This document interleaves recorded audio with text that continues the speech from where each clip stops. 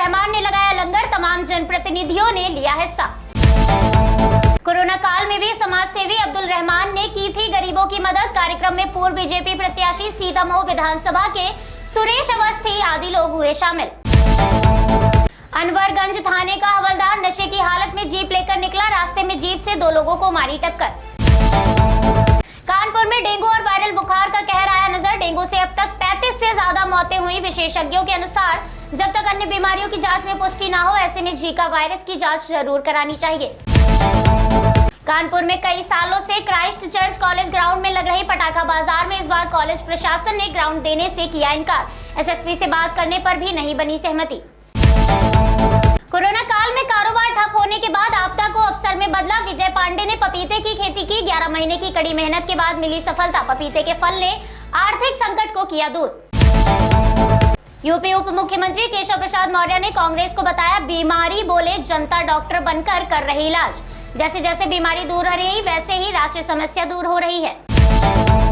सेना के कमांडरों का 4 दिवसीय सम्मेलन हुआ शुरू। रक्षा मंत्री सम्मेलन में हुए शामिल। सेना के कमांडरों से किया संवाद।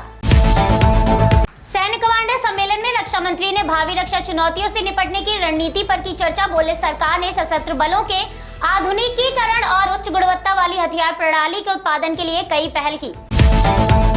विदेश सचिव हर्षवर्धन श्रृंखला बोले पड़ोसी पहले और एक्ट ईस्ट दोनों ही ऐसी चीजें हैं जो बिम्स्टेक के लिए प्रासंगिक हैं। पूर्व एशिया को जोड़ने में बिम्स्टेक निसंदेह महत्वपूर्ण कड़ी है।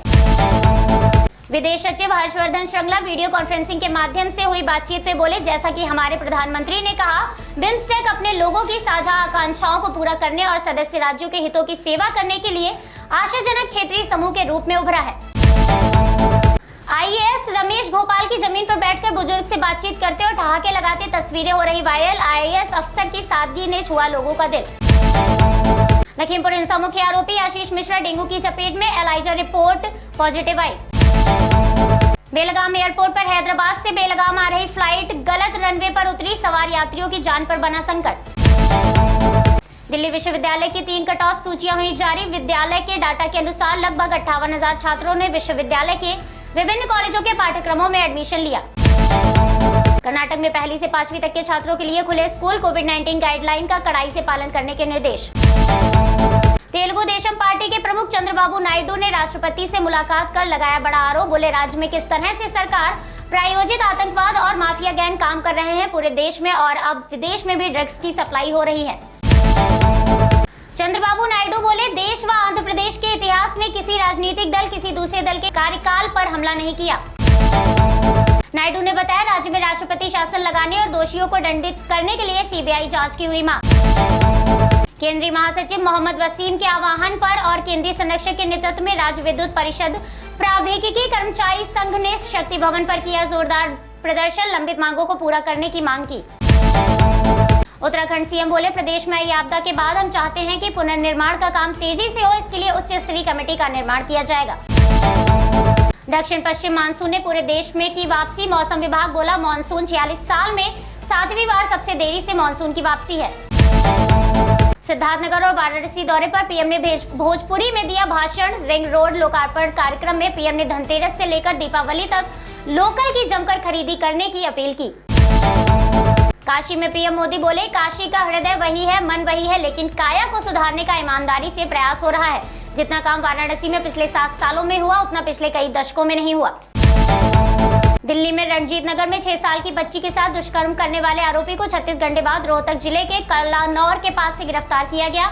800 सीसीटीवी कैमरे खंगालने के बाद आरोपी की हुई पहचान। आरोपी पहले भी ख्याला में 7 साल की मासूम के साथ इस तरह की घटना को दे चुका है अंजाम। इस मामले में वो जमानत पर जेल से आया था बाहर। दुष्कर्म पीड़िता बच्ची की हालत में मामूली सुधार, डॉक्टर और नर्स दे रहे दिलासा। दिल्ली पुलिस की ओर से 24 घंटा महिला सिपाही अस्पताल में तैनात। सीएम केजरीवाल का अयोध्या में हो विरोध। अयोध्या धाम के पुराने बस अड्डे पर लगे पोस्टर में पोती गई काले। यूपी लखनऊ की ओर से नगर पालिका परिषद बहराइच के प्रांगण में आयोजित 3 दिवसीय प्रदर्शनी का प्रदेश सहकारिता मंत्री मुकुट बिहारी द्वारा किया गया शुभारंभ। अयोध्या पहुंचे दिल्ली सीएम, पंचवटी होटल में मीडिया से हुए मुखातिब। विकासखंड हुजूरपुर अंतर्गत ग्राम पंचायत अहिल्या में बजरंगबली प्रसाद मिश्रा की दबंगई आई सामने। कार्ड धारक ने लगाया आरोप, प्रति यूनिट पर 4 किलो राशन देते हैं, पूरा राशन मांगने पर दबंगई से बात करते हैं और भगा देते हैं। कार्ड धारकों ने बताया 86 कार्ड धारकों से पिछले महीने में नहीं लगवाया था फिंगरप्रिंट, जिसकी वजह से नहीं पा सके राशन। दबंग कोटेदार पर कार्रवाई की मांग। सूडान में तख्तापलट की आशंका, प्रधानमंत्री मंत्रिमंडल के अधिकांश सदस्यों और बड़ी संख्या में सरकार समर्थक पार्टी के नेताओं को सेना ने किया गिरफ्तार। WHO प्रमुख ने दी चेतावनी, संक्रमण अभी खत्म नहीं हुआ, इसलिए सभी लोगों को सावधान रहने की जरूरत। टेड्रोस एडहानोम बोले, संक्रमण से निपटने के लिए सार्वजनिक स्वास्थ्य उपकरणों को प्रभावी ढंग से उपयोग करने की आवश्यकता। महामारी तभी समाप्त होगी जब दुनिया इसे समाप्त करना चाहेगी। जापान में कोरोना से जुड़े प्रतिबंधों में दी गई ढील, रेस्टोरेंट और बार खोले गए। जलवायु संकट के बीच स्कॉटलैंड में होने वाले 26 संयुक्त राष्ट्र जलवायु परिवर्तन सम्मेलन से पहले संयुक्त राष्ट्र ने बताया, वातावरण में ग्रीन हाउस गैसों का स्तर रिकॉर्ड उच्च स्तर पर पहुंच गया है। ईरान ने अफगान मुद्दे पर 6 देशों की बुलाई अहम बैठक में तालिबान को न्योता नहीं। अमेरिका में 55,600 अफगान शरणार्थियों का स्थायी तौर पर पुनर्वास होगा। अमेरिकी राष्ट्रपति बोले, 1980 के बाद यह सबसे बड़ा पुनर्वास कार्यक्रम। अफगानिस्तान में अमेरिका के लिए काम करने की वजह से जान का खतरा होने के चलते निकाला गया था। शरणार्थियों को वित्तीय मदद भी दी जाएगी ताकि वो अमेरिका में नया जीवन शुरू कर सके। IS आतंकी समूह के 50 सदस्यों ने अफगानिस्तान के नंगरहार प्रांत में तालिबान के अधिकारियों के सामने किया आत्मसमर्पण। पत्नी को पुरुष द्वारा वैक्सीन लगाए जाने पर नाराज शख्स ने ईरान शपथ ग्रहण कार्यक्रम के दौरान भाषण दे अजरबैजान के नए गवर्नर अबैदीन खुर्रम को सरेआम जड़ा थप्पड़। हमले के बाद सुरक्षा कर्मियों ने आरोपी को पकड़ा, घसीटते हुए बगल के दरवाजे से बाहर ले गए। वहां मौजूद लोगों में से कोई भी हमलावर को नहीं जानता था।